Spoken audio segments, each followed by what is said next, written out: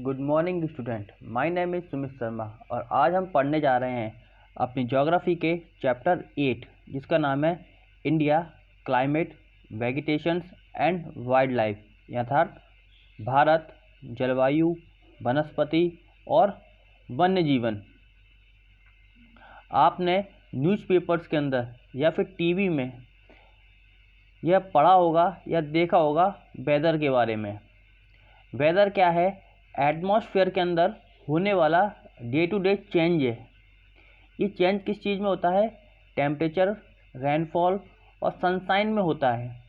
जैसे for example के रूप में अगर किसी टाइम पर जो टेम्परेचर है वो बहुत ज़्यादा बढ़ जाए तो हम बोलते हैं कि आज का जो वेदर है यानी मौसम जो है काफ़ी गर्म है। और अगर किसी दिन का जो टेम्परेचर है काफ़ी डाउन हो जाता है, कम हो जाता है, तो हम बोलते हैं कि आज का जो वेदर है वो काफ़ी कोल्ड है। अगर सूरज बादल पे पूरा निकला हुआ होता है और बादल नहीं होते हैं तो हम बोलते हैं कि आज का दिन काफ़ी सनी है। लेकिन अगर आसमान में बादल छाए हुए हों तो हम बोलते हैं कि आज का जो वेदर है काफ़ी क्लाउडी है। अगर हवा चल रही है बहुत तेज़ तेज़ तो हम विंडी वेदर बोल देते हैं, और अगर हवा बिल्कुल ना चल रही हो तो हम उसको काम वेदर बोल देते हैं। स्टूडेंट, आपने नोटिस किया होगा जब बहुत लंबे समय तक लगातार जो मौसम है वो गर्म रहता है तो उस टाइम पर हमको गर्म कपड़े पहनने का बिल्कुल भी मन नहीं करता है, यानी आवश्यकता नहीं होती है। उस टाइम पे हमको ठंडा खाने का मन करता है या ठंडा पीने का मन करता है। इसके विपरीत जब हम काफ़ी ठंड महसूस करते हैं तो हमें वूलन क्लॉथ की आवश्यकता होती है। जब मौसम में काफ़ी लंबे समय तक एक ही प्रकार के जो एलिमेंट है, टेम्परेचर हुआ, रेनफॉल हुआ या फिर विंड हुई, ये सब मौजूद रहती है तो उसको हम सीजन बोलते हैं। इंडिया के अंदर सीजन को ब्रॉडली 4 भागों में डिवाइड करके रखा है। कोल्ड वेदर सीजन्स यानी कि विंटर, ये दिसंबर से फरवरी के बीच में होता है। हॉट वेदर सीजन्स जिसको हम समर बोलते हैं, ये मार्च से मई के बीच में रहता है। साउथ वेस्ट मानसून जिसको हम रेनी सीजन बोलते हैं, ये जून से सितंबर तक के बीच का रहता है। और चौथा है रिट्रीटिंग मानसून जिसको हम ऑटम यानी कि शरद ऋतु बोलते हैं, ये अक्टूबर से नवंबर के बीच में रहती है।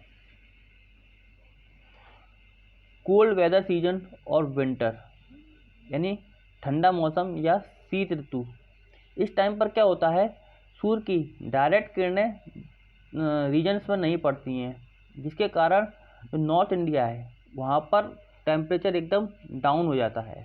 तो इसी को हम विंटर सीजन या फिर कोल्ड वेदर सीजन बोलते हैं। दूसरा है हॉट वेदर सीजन या समर सीजन यानी ग्रीष्म ऋतु। इस टाइम पर क्या होता है, सूर्य की किरणें डायरेक्ट पड़ती हैं जिसके कारण जो टेम्परेचर है काफ़ी हाई हो जाता है। समर के अंदर दिन में काफ़ी हॉट और ड्राई विंड्स चलती हैं जिसको हम लू बोलते हैं। साउथ वेस्ट मानसून या रेनी सीजन्स, रेनी सीजन के स्टार्ट मानसून के आने से होती है, शुरुआत से होती है। इस टाइम पर क्या होता है, जो हवाएं हैं, पवन है, वो अरेबियन सी और बे ऑफ बंगाल से लैंड की ओर मूव करना शुरू करती हैं। जब ये हवाएं आती हैं तो अपने साथ काफ़ी मात्रा में मॉइस्चर लेकर के आती हैं। जब ये मॉइस्चर से भरी हवाएं पहाड़ों से टकराती हैं तो रेनफॉल करती हैं। इसी रेनफॉल को हम रेनी सीजन कहते हैं। ये देखिए, ये है इंडिया का मैप और यहाँ पर है ये वेस्ट साइड में Arabian sea and east side में बे ऑफ बंगाल। गर्मियों के मौसम में क्या होता है, रेनी सीजन में क्या होता है, हवाएं जो हैं साउथ वेस्ट से नॉर्थ की ओर जाना शुरू करती हैं, इस तरफ जाना शुरू करती हैं, इधर से, वैसे बंगाल की खाड़ी से इस तरफ जाना शुरू करती हैं। जिसके कारण क्या होता है, ये हवाएं जो हैं समुद्र से होकर जा रही हैं तो अपने साथ काफ़ी मात्रा में मॉइस्चर लेके आ रही हैं, और जब ये हवाएं पहाड़ों से टकराती हैं तब ये वर्षा करती हैं, जिसके कारण रेनी सीजन स्टार्ट हो जाता है। सीजन ऑफ रिट्रीटिंग मानसून और ऑटम यानी शरद ऋतु, जब क्या होता है, मेनलैंड से हवाएं बे ऑफ बंगाल की ओर चलना शुरू करती हैं, तब इसको हम रिट्रीटिंग मानसून बोलते हैं। साउथ इंडिया के अंदर पर्टिकुलरली तमिलनाडु और आंध्र प्रदेश में इस रिट्रीटिंग मानसून के कारण बारिश होती है। ऑटम सीजन में यहाँ देखिए मैप में जो हवाएं हैं वो ये लैंड से, मेन लैंड एरिया से यहाँ समुद्र की ओर चलना शुरू करती हैं, नीचे की ओर चलना शुरू करती हैं, जिसके कारण जब ये हवाएं बे ऑफ बंगाल से गुजरती हैं इस तरीके से, तब ये साउथ इंडिया है इसके ऊपर से भी गुजरती हैं, और जब ये यहाँ की पहाड़ियों, ईस्टर्न घाट की पहाड़ियों से टकराती हैं तो इस एरिया के अंदर वर्षा कर देती हैं। इसी को हम रिट्रीटिंग मानसून कहते हैं। क्लाइमेट बहुत सारे सालों तक नापी गई वेदर की जो एवरेज कंडीशन है उसको हम क्लाइमेट कहते हैं। यानी किसी जब एरिया का हमको क्लाइमेट निकालना हो या क्लाइमेट के बारे में बात करनी हो तो उस एरिया के बहुत सारे सालों तक, लगभग 30 सालों तक के जो वेदर है उसकी एवरेज कंडीशन को हम निकाल लेते हैं, उसी को हम क्लाइमेट कहते हैं। इंडिया का जो क्लाइमेट है वो जनरली मानसूनी टाइप का है। जो मानसून वर्ड है वो अरेबिक भाषा के शब्द से लिया गया है, जिसका मतलब मौसम से लिया गया है, जिसका मतलब होता है सीजन्स।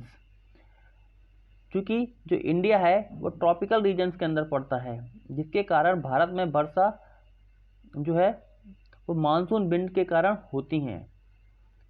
इंडिया जो है एग्रीकल्चर पर डिपेंडेंट है, और एग्रीकल्चर जो है हमारी रेन पे डिपेंड है। इसका मतलब है जो गुड मानसून होगा, अच्छा मानसून होगा तो अच्छी बरसात होगी, और अच्छी बरसात होगी तो जो क्रॉप है उसका प्रोडक्शन भी काफ़ी अधिक होगा। किसी भी एरिया का जो क्लाइमेट है वो 4 चीज़ों से प्रभावित होता है, अफेक्टेड होता है। सबसे पहला है लोकेशंस, यानी वो जो एरिया है किस लोकेशन में पड़ता है, यानी हमारे अर्थ के कहाँ पर पड़ता है। अगर वो एरिया इक्वेटर के पास वाला एरिया है तो वहाँ पर जो क्लाइमेट होगा काफ़ी हॉट होगा। लेकिन अगर वो एरिया जो ध्रुवों के पास है, यानी पोल्स के पास में है, नॉर्थ पोल या साउथ पोल के पास में है, तो वहाँ का जो क्लाइमेट होगा वो काफ़ी कोल्ड होगा। दूसरा है एल्टीट्यूड, यानी समुद्र से ऊंचाई कितनी है उसकी।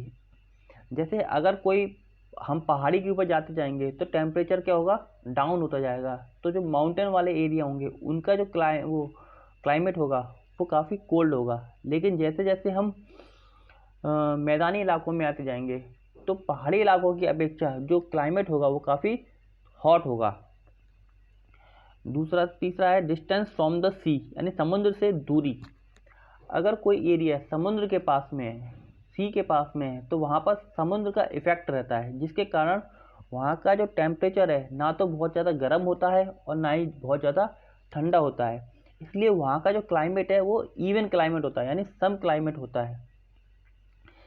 लेकिन जैसे ही हम समुद्र से दूर चले जाते हैं तो वहाँ पर समुद्र का इफेक्ट नहीं पड़ पाता है, तो उस जगह का क्लाइमेट या तो बहुत ही ज़्यादा गर्म होगा या बहुत ही ज़्यादा ठंडा होगा, या फिर दोनों प्रकार का उसमें होगा। जैसे दिल्ली में गर्मी के मौसम में काफ़ी गर्मी पड़ती है और सर्दी के मौसम में काफ़ी सर्दी पड़ती है, क्योंकि जो दिल्ली है वो समुद्र से काफ़ी दूरी पर है। जबकि मुंबई जो है वहाँ पर ना तो बहुत ज़्यादा सर्दी पड़ती है और ना ही बहुत ज़्यादा गर्मी पड़ती है। जो 4 रीजन है जो क्लाइमेट को अफेक्ट करता है वो है रिलीफ, किसी जगह का रिलीफ कैसा है। रिलीफ का मतलब है कि उस जगह की भूमि किस प्रकार की है, मैदानी भूमि है, प्लेट्यू वाला एरिया है, या फिर माउंटेनस एरिया है। तो इन चारों के आधार पर किसी एरिया का जो है क्लाइमेट वो डिपेंड करता है। इंडिया के अंदर बहुत सारे जो रिलीफ पाए जाते हैं, और अलग अलग जगहों के कारण, डिफरेंस होने के कारण क्लाइमेट जो है इंडिया के अंदर बहुत ज़्यादा पाया जाता है, अलग अलग टाइप का। जैसे जैसलमेर और बीकानेर के अंदर देखिए, यहाँ पर जैसलमेर और बीकानेर है, और ये जो है पूरा डेजर्टी एरिया है। इसके अलावा कारगिल और द्रास के अंदर, जो कि जम्मू कश्मीर के अंदर पड़ता है, वो वहाँ पर काफ़ी फ्रीजिंग कोल्ड है, माने बहुत ज़्यादा ठंड पड़ती है, क्लाइमेट बहुत ठंडा है। जबकि कोस्टल प्लेस जैसे मुंबई और कोलकाता, वहाँ पे मॉडरेट टेम्परेचर पड़ता है। जैसे कि मैंने आपको बताया, ये इलाके ना तो बहुत ज़्यादा गर्म होते हैं और ना ही बहुत ज़्यादा ठंडे होते हैं। लेकिन यहाँ पर चिपचिपाहट बहुत रहती है, हमें रहता है बहुत ज़्यादा, यानी एयर के अंदर मॉइस्चर की जो मात्रा है वो बहुत ज़्यादा होती है।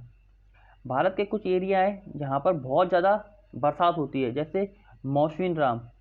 मौसिनराम मेघालय के अंदर पड़ता है और यहाँ पर वर्ल्ड की सबसे हाईएस्ट रेनफॉल होती है। जबकि कुछ एरिया ऐसे हैं जहाँ पर रेनफॉल बहुत कम होती है, जैसे जैसलमेर जो कि राजस्थान के अंदर पड़ता है। यहाँ पर साल में 2 या 3 दिन ही केवल बारिश होती है, ज़्यादा बारिश नहीं होती है। तो आज का जो हमारा लेक्चर का फर्स्ट पार्ट है वो यहीं पे समाप्त होता है। मैं आशा करता हूँ कि आपको आज का मेरा लेक्चर समझ में आया होगा। God bless you, thank you.